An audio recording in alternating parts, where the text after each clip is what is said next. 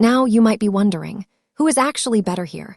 If you ask a computer engine, it will tell you black is winning because they have an extra knight. But chess isn't played by computers, it's played by humans.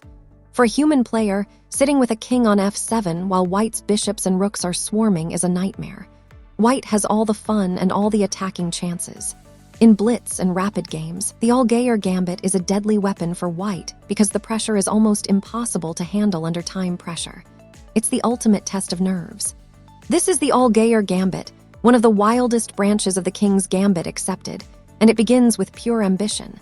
White starts with the pawn to e4. Black answers with the pawn to e5.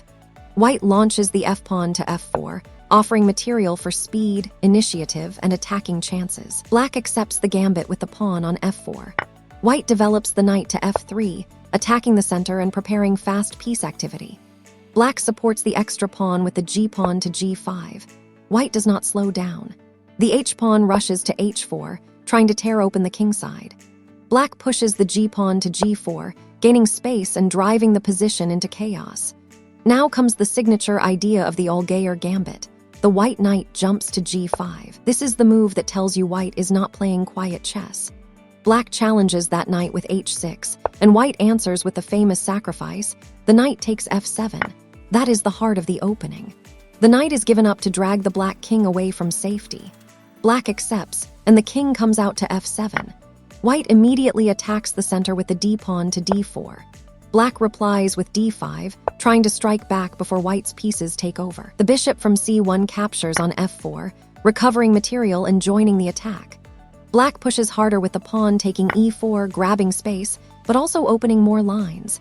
Then white's bishop from f1 comes to c4 with check. This is classic attacking chess.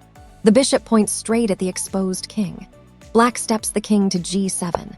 White keeps the pressure with the bishop from f4 to e5, again giving check. Black's knight comes to f6 to block and defend.